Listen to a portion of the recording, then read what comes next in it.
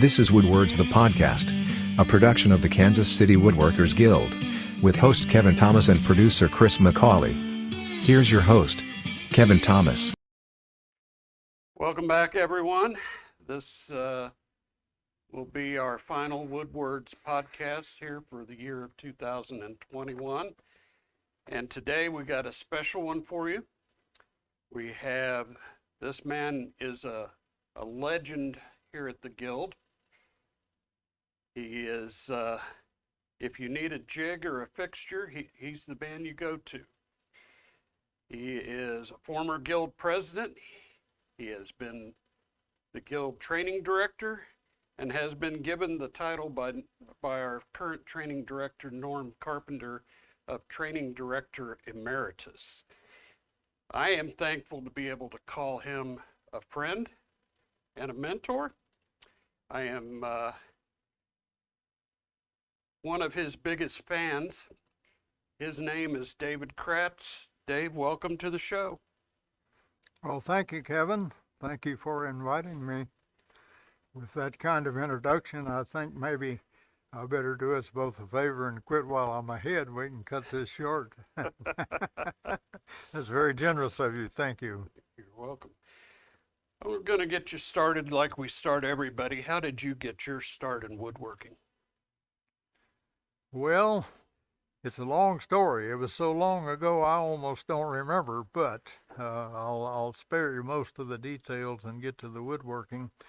But I was born into a family of, shall we say, meager circumstances, and due to family marital problems, my mother and father separated when I was very young, so I didn't have any father figure in my life in the early years, and my mother and myself and my brother and sister had to move to my grandmother's house, and that started the whole thing in motion. You never know what's going to happen to you, but in those years, my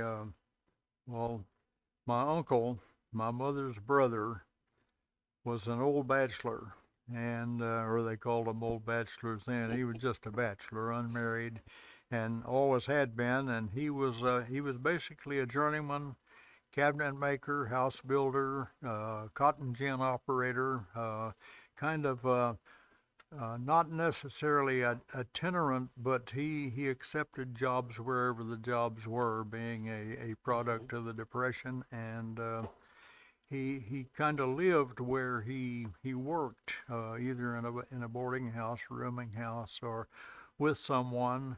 And when he was working in our town nearby, he stayed at my grandmother's house, which was where we were.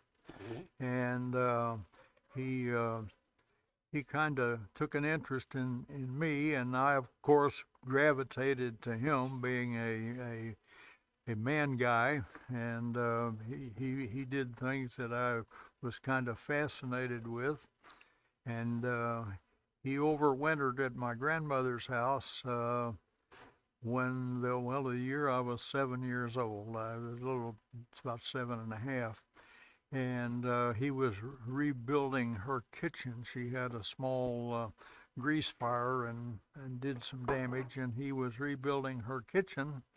And of course, he was there like 2 or 3 months. And in the course of that building project, I was always nosing around his toolbox and following him around and wanting to know how to do stuff. And he presented me with a treasure. Most new woodworkers don't recognize this. I brought one along with me. This is a wireframe coping saw. I don't even know whether you can buy them anymore. I haven't seen one like that in a long time. Okay, he gave me one, not this one. I picked this up at an antique store just for nostalgia's sake. I don't know what happened to my original one, but under his tutelage, I learned how to use apple crate wood and this coping saw and a square he loaned me to make all kinds of little things. I made model airplanes, I made birdhouses, I made model boats, I made little shelves, I made boxes, and everything under the sun, little stools, and this is where I used the saw teeth to cut my teeth in woodworking. I made a lot of stuff out of apple crates, which don't exist anymore, as a matter of fact. But I lived in a country area, and the lady at the country grocery store about a quarter mile away saved apple boxes for me. And I took them down, and they were made out of nice wide pine boards, about 3/8 of an inch thick. And that was my original material. And over the course of the years, I gradually kind of accumulated my own toolbox. And whenever he was back in town, followed him around on different jobs, and I became very well trained and experienced in using chisels, planes, hand saws. I even learned how to sharpen hand saws, which is a skill that's long gone today. And so I was fortunate in having a very good mentor. And in I think my years 16, 17, 18, I worked as a carpenter's helper in the summertime and after school whenever I could. And by the time I was that age, I was very well versed in hand tools and construction techniques and that kind of stuff. And then it was off to school to learn how to do something else. And I spent my years in school not doing a whole lot of woodworking, but after school, I think I was about 23 or 24, I tackled woodworking again, and I built a small fishing boat, 12-foot dory type boat with, again, with hand tools. And I forgot to mention, back when I was 15 years old, I had a scout leader friend who had acquired, he was in the Navy, and he had acquired quite a lot of scrap lumber from jet engine cradles for some reason or other, and he got notified that he was to be reassigned, and he had this surplus lumber, and and he asked me if I wanted it. Certainly I wanted it. It's lumber. You can do woodworking with that. And I built me a 12 by 14 workshop in my mother's backyard with this scrap lumber, again with the hand tools. I did not have any power tools at this time. And then, like I said, it was off to school. And then after school, I built a number of different things with hand tools, moved to Kansas City, and I was kind of casting around for a pastime. I had a very demanding job, and I was looking for some place to hide, and I bought my own, my first power tool was a Ward's radial arm saw, and as a matter of fact, I still have it. It's still a good saw, and it's like any other tool. If you're careful with it, you won't hurt yourself. Right. But I used that saw, and over the years I've built all manner of things: tables, benches, my dining table, a corner hutch, a wardrobe, a number of chests. I built another boat, and well, along the way, I've built just about everything under the sun that you can build. And whenever I see something I'd kind of like, I build it. I've always favored the craftsman style furniture, shaker furniture, and American country furniture. I don't go in for a lot of the fancy carved furniture. It's not that I don't think it's beautiful and it takes a lot of skill to do. It's just that it's not me, so I don't do that. But that's where I got started. I'm still going strong. I still really respect the hand tools, even though I use a lot of power machinery to make the work easier. How did you come to the guild? Well, again, almost by accident.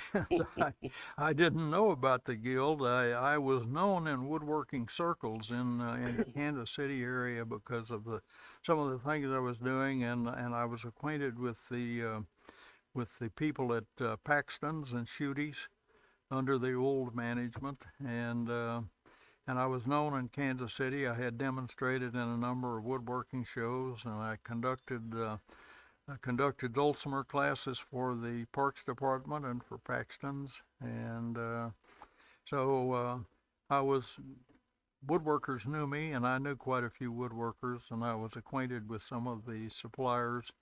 And one of my friends called me up and said, "Hey, there's a woodworkers guild forming.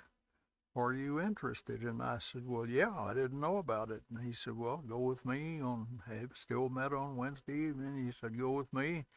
It was get acquainted meeting." And so I went to the meeting, which was held in a prospective members workshop. We didn't have a regular meeting place at that point in time. And I went and got acquainted with the guys and started doing demos and made a lot of friends, and I'm still here.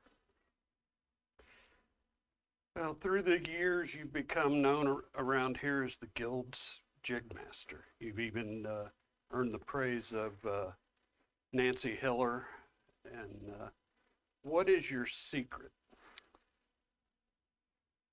I don't know how to answer that, Kevin. There is no secret to jig making.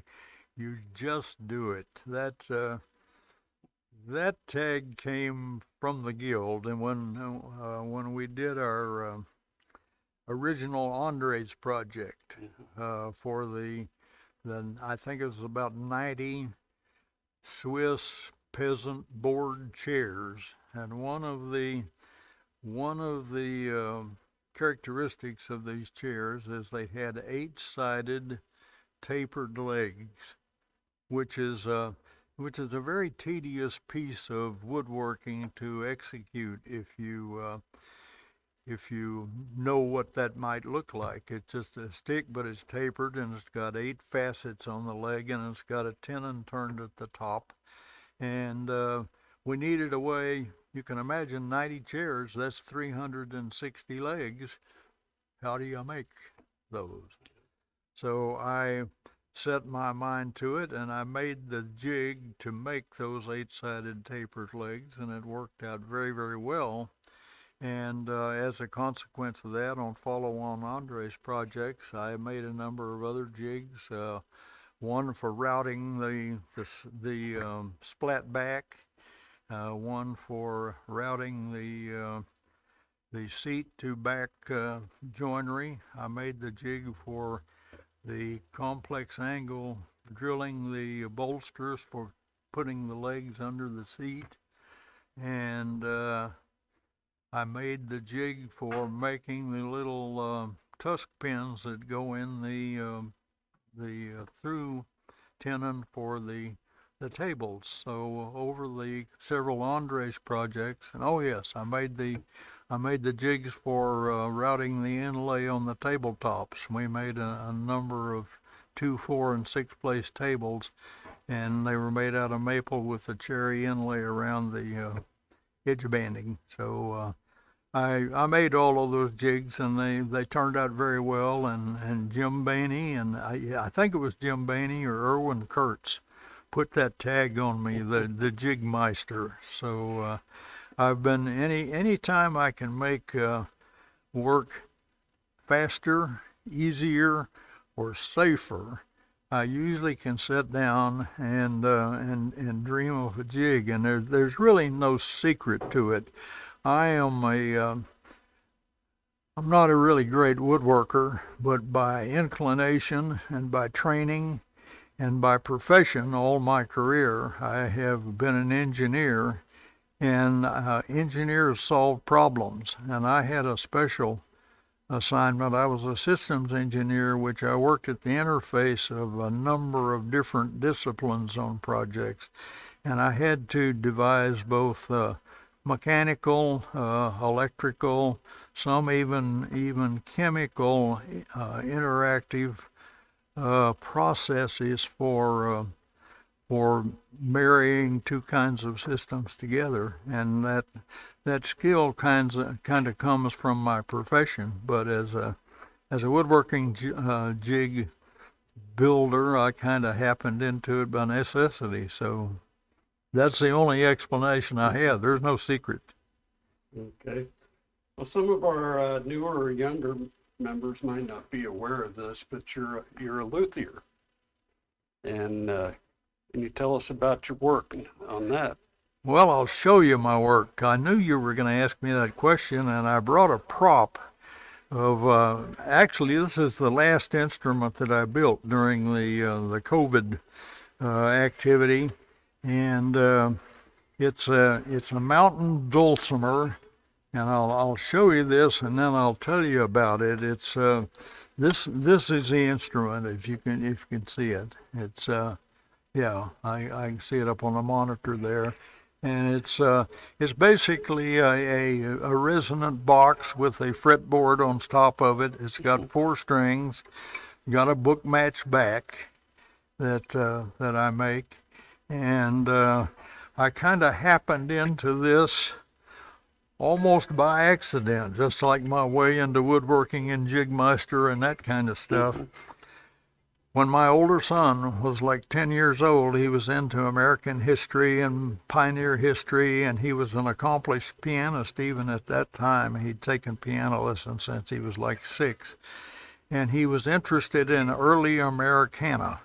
And he was reading a Foxfire book. I don't know whether you're familiar with those or not. There were a series of books on pioneer and early American life written by a gentleman named Eliot Wigington in the Appalachian Mountain area, and he wrote a chapter in one of the books on making mountain dulcimers and some of the dulcimer makers that were there. And he said, Dad, you could make one of those. He said, I want you to make one of those. And I thought, well, I've never made one of those, but I researched it and I found out that this instrument is really a peasant musical instrument. It originated in Central Europe in like the 1600s, and it was made by regular people, and there's a number of different configurations and different groups of people. The German, the Dutch, even the French had a version of this instrument, and the immigrants coming to the U.S. in that time period and later brought this instrument to us, and they settled in the Appalachian Mountain areas, and this has earned the name of Appalachian Mountain Dulcimer. Now, in terms of being a luthier, I have to explain this to you. That is almost a sacrilege to other luthiers, because they do not consider this a luthier instrument. This is a peasant instrument that's put together by people that don't know anything about instrument making, and I've seen these things.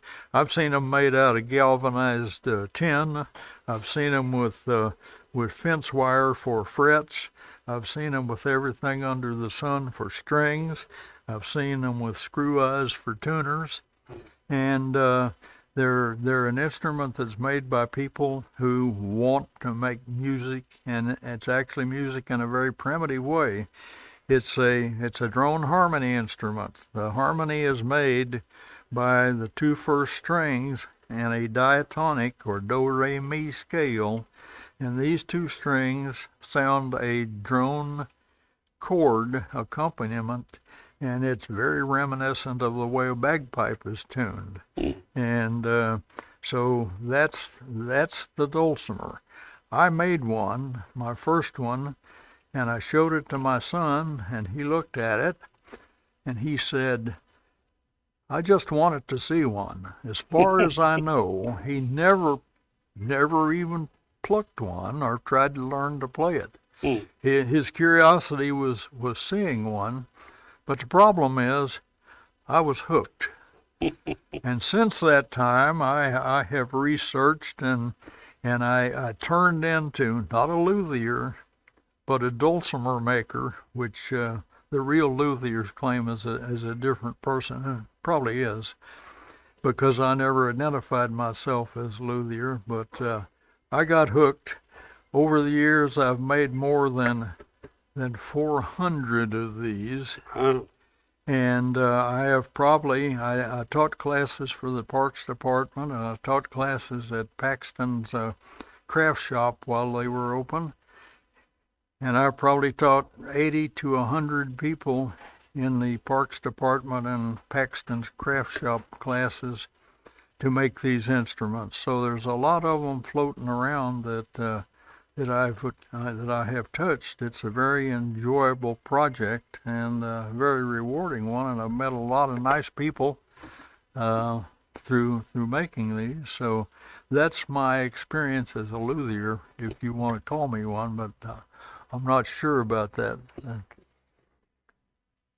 You've held a couple of different positions with the guild leadership. What would you say was your favorite and why?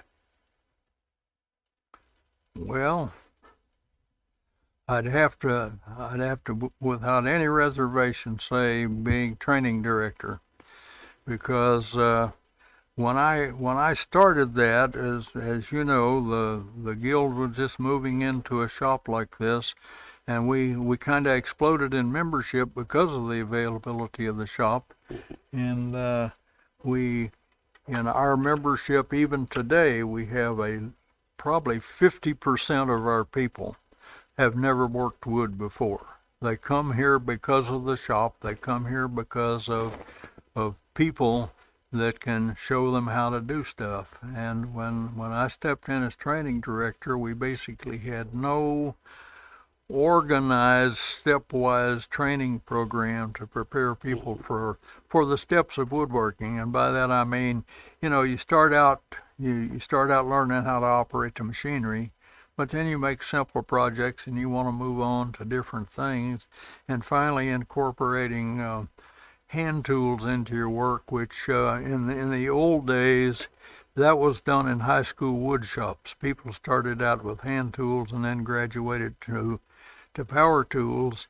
And when wood shop was dropped, people didn't learn how to use power tools, and people coming in here only start out with the power tools. And because of that, they get to a certain point and they find out certain operations you can't do without getting the hand tool in a corner or the hand tool in a crevice or fine fitting a joint. And there was no evident general knowledge on how to do that. And because of that, I tried to start out with a basic woodworking class and then move to an intermediate woodworking class. We have very recently instituted an introduction to hand tool class, and we find that these classes, as soon as they're posted for enrollment, are generally filled up in about maybe an hour and a half. They fill up very quickly. And I wanted to establish those classes to introduce and gradually progress people to being very able woodworkers. And there's two benefits to that. They learn how to woodwork, but we train a new generation of practitioners, and we have even drawn some of our newer instructors from the product of those classes. So that's been my greatest interest and my greatest reward from being here. I like teaching people how to do stuff. So what would you say has been your favorite activity since you've been a member? Favorite activity? Again, teaching, dreaming up classes on different things and teaching people how to do woodworking and see them progress and reap the rewards of having built something themselves. I like doing that. On recent episodes of this podcast, both Kenan Orhan and Mike Jones have named you as their woodworking hero. And do you have a woodworking hero? Ooh, Dave Kraatz, I think. He's my woodworking hero. I think he's a woodworking hero, a local hero at the Guild. So I like to stay local. I'd probably have to say Dave Kraatz. Here locally within our guild, I'd say Dave Kraatz is my woodworking hero. I lovingly refer to David, and I think I talked about it in the President's Roundtable. He is the jig master. Yeah. That guy can make a jig to make a machine do many, many things beyond what its original intent is. But he's a wonderful teacher. He is a wonderful mentor. Dave is a wealth of knowledge, an absolute wealth of knowledge. And anytime you have an opportunity to interact with Dave or have an opportunity to learn something from Dave, I would encourage one to do it, because the guy is a walking, talking encyclopedia of woodworking skill. What do you think of that honor? Well, first of all, I'm very appreciative, and I'm very humbled and very honored by that designation. Who wouldn't be? I guess in my mind is a hero is somebody that rushes out and pushes somebody out in front of a bus or a speeding train. And I haven't done anything like that. I think that I've always been rewarded by the camaraderie and the cooperative spirit and the general friendship that exists in this guild. Anytime you come down here, you can find a helping hand, and people are willing to do that. And even the generosity of people like Kenan and Mike Jones and their respect and reference for other people, that is very outstanding in this organization. And I guess my attitude is trying to reflect that spirit and help everybody when I can. And sometime, a long time from now, if that qualifies you to be a hero, okay. Otherwise, I just have to trust their judgment. Okay. Well, it's time for our final three questions. Oh boy.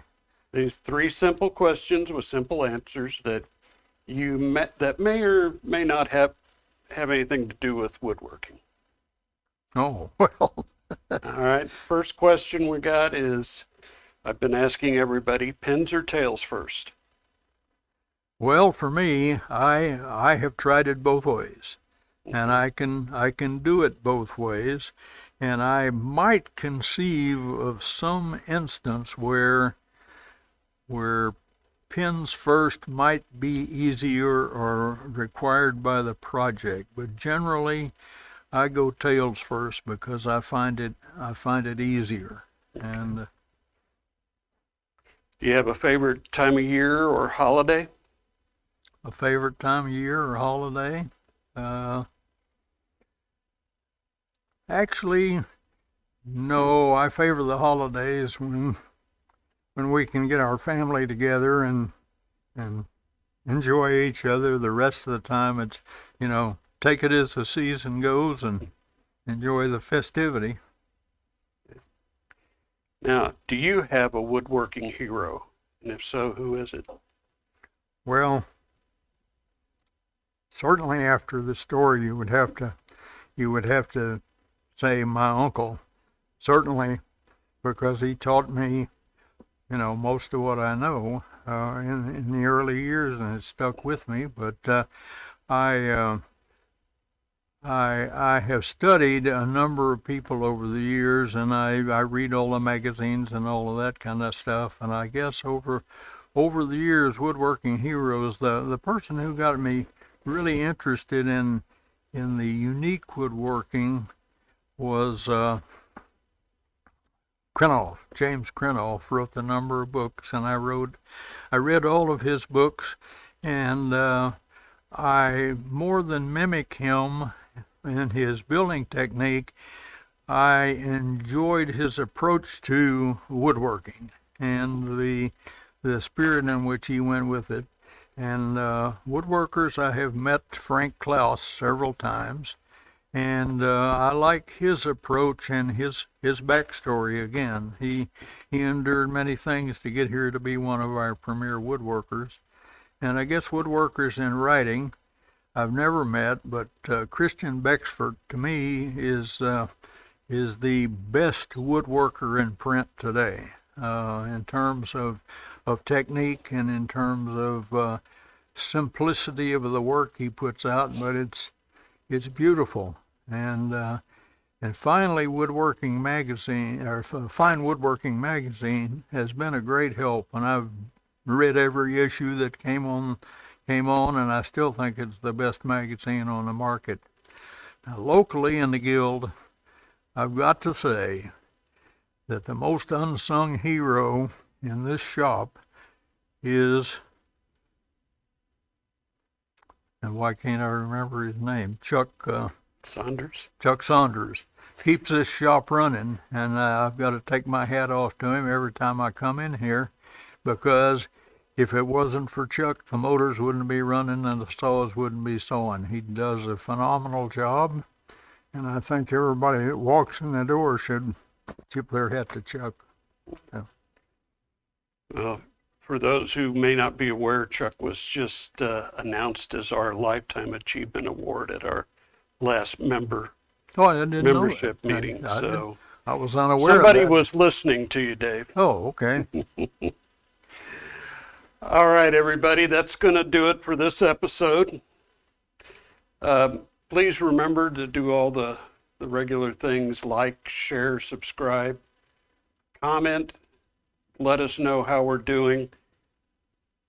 But for our producer, Chris McCauley, for Dave here, myself, and the rest of the Guild, we would like to wish you a happy holiday season, and everybody be safe, and we'll see you next year. And as always, be sure to work safe and get your sawdust on. Good night. This has been Woodwords the Podcast, a production of the Kansas City Woodworkers Guild, with host Kevin Thomas and producer Chris McCauley. A special thank you to our guest today, to the Guild's Leadership Committee, and to all of our sponsors.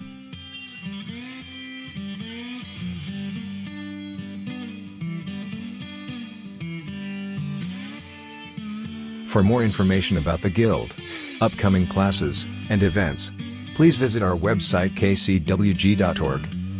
You can also find us on social media by searching for Kansas City Woodworkers Guild. And remember to hit the subscribe button and ring the bell for notifications.